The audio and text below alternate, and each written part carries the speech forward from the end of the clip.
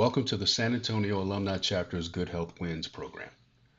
Good Health Wins is a collaboration of the National Council of Negro Women, NCNW, and Vaccinate family.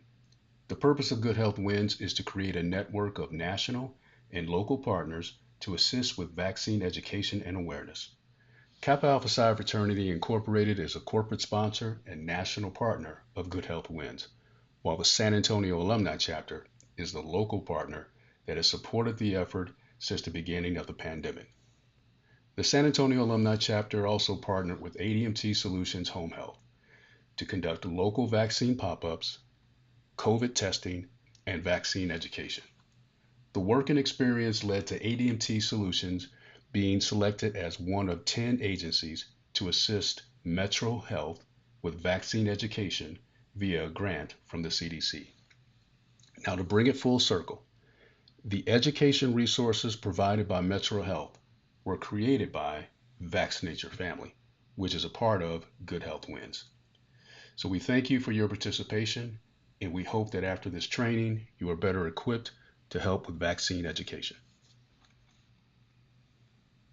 When it comes to our mission and value proposition, ADMT Solutions delivers compassionate, caring service to help our clients and patients improve their quality of life. Our service delivery will demonstrate that we are the team always doing more than to meet each client's needs. Please complete the pre-test before this session. This presentation is about addressing social determinants of health and barriers to vaccination.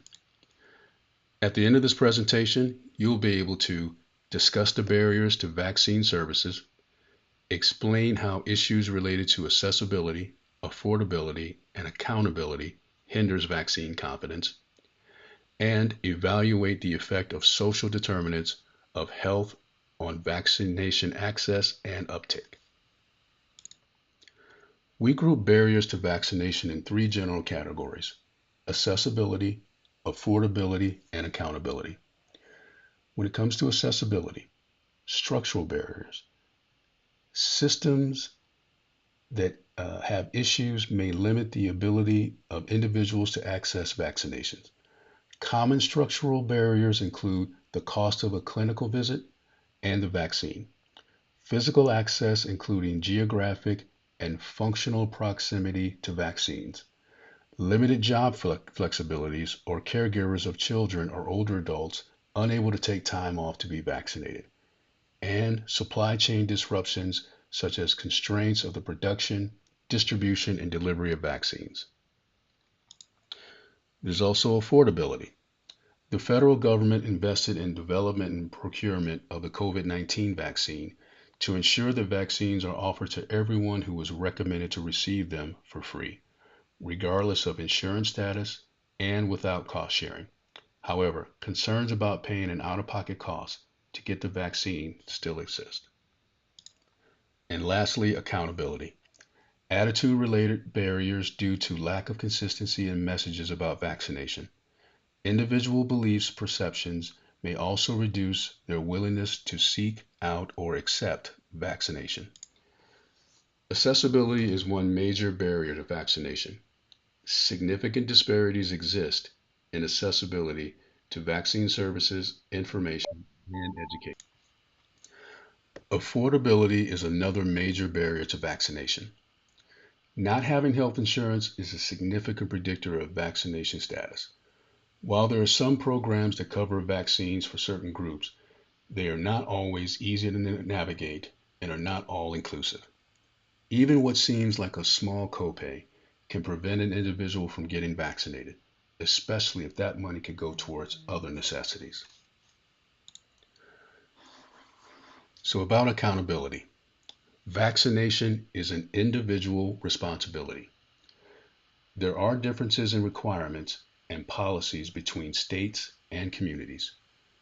Distribution of vaccines and infrastructure varies widely, making some vaccines required and others recommended can also be misleading.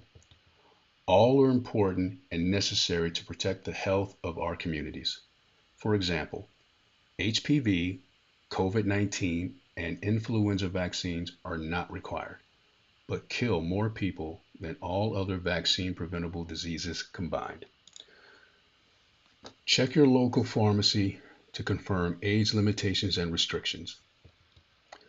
A promoter or a community health worker will have the ability to identify and access resources, ability to network and build coalitions, ability to provide follow-up, such as patient navigation. For those of you who may not know, a federally qualified health center, as known as FQHC, is a health center that is designated by the Bureau of Primary Health Care, BPHC, and that is of the Human Health Resources and Services Administration, a federal agency under the Health and Human Services, to provide health care to medically underserved populations. FQHCs include community and migrant health centers, special health facilities such as those for the homeless and persons with acquired immunodeficiency syndrome, or AIDS, that receive grants under the Public Health Service (PHS) Act, and lookalikes, which meet the qualifications but do not receive grant funds. They also include health centers within public housing and Indian health centers. 211 connects you to the Texas Department of Health and Human Services, which offers a number of vaccine programs and services. You may also search the option online. You can find vaccines in several places within your community, such as state and local health departments, pharmacies, whether they're standalone or chains, hospitals, urgent care clinics, primary care providers. You can also consult local news outlets, local officials, and healthcare provider. And you can also visit vaccines.gov or covid.gov to find COVID and flu vaccines. Vaccines for children. VFC program is federally funded. CDC buys vaccines and distributes them to public health agencies, who then distribute them at no charge to physicians' office and clinics registered as VFC providers. Children who are VFC eligible are entitled to receive all vaccines recommended by ACIP. A VFC provider can be located through your state's VFC coordinator.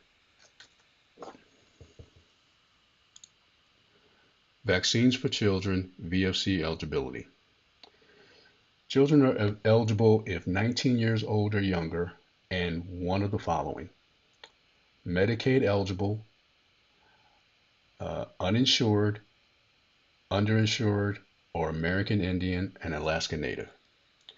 Providers can charge a small administrative fee for each dose, but they are not supposed to turn anyone away if they can't pay the fee. Immigration status does not affect a child's eligibility to participate in VFC in Texas.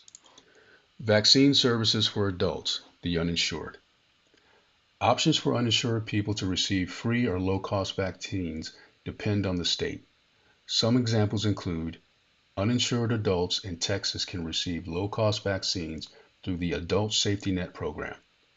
In Florida, there is no coverage for uninsured adults older than 20.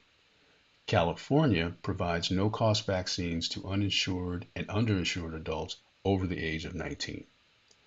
Vaccinate Your Family has a list of links to health departments. Even adults need vaccines to stay healthy. Every year, adults should get both influenza and COVID vaccines. Adults should get a Tdap booster every 10 years. The zoster vaccine can prevent shingles and is recommended for adults 50 years and older. The human papillomavirus, or HPV, can prevent cervical cancer deaths. HPV vaccination is recommended for preteens, but adults can get vaccinated up to age 45. Pneumococcal vaccination protects against different kinds of pneumonia and is now recommended for adults aged 50 years and older. It was previously age 65 plus. Most, but not all, state Medicaid agencies cover some adult immunizations. For example, Texas did not expand Medicaid, so it does not offer any vaccine coverage for adults under Medicaid. Florida offers coverage for adult immunizations only to Medicaid eligible individuals who are 19 to 20 years of age.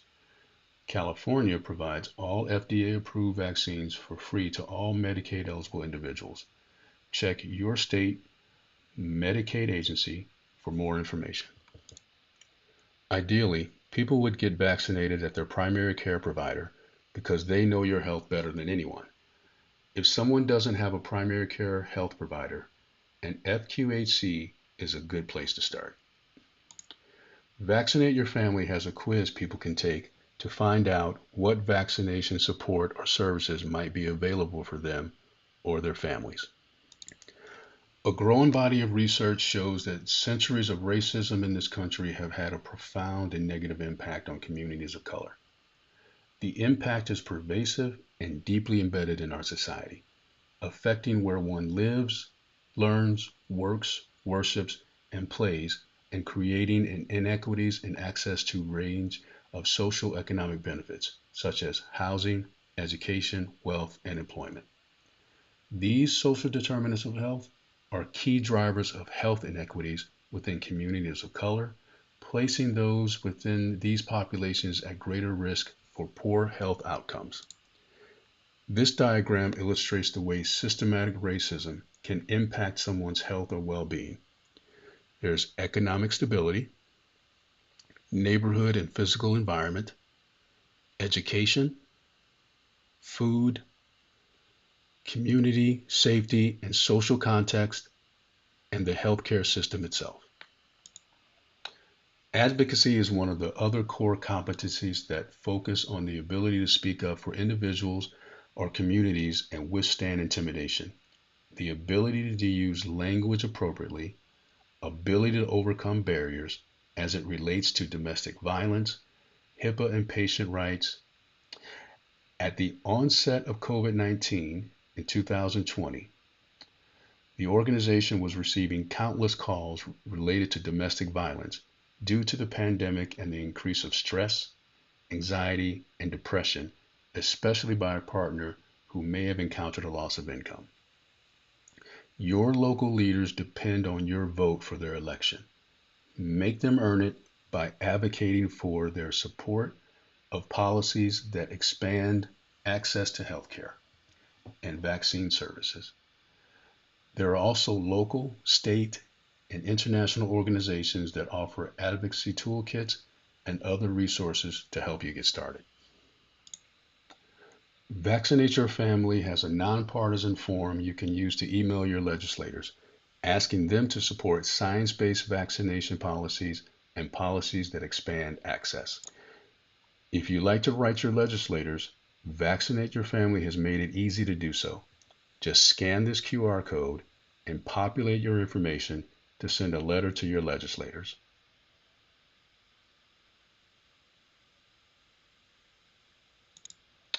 So, reflection question. What do you see as the biggest barriers to vaccination in your community? And what are some ways you can help people overcome those barriers as a community health worker or family or friend? These are additional resources where you can find the credible information on vaccines and vaccine preventable diseases. Well, that concludes this presentation. Please fill out the post-test for this session so that you can get credit. Once again, we thank you for listening and we appreciate your time.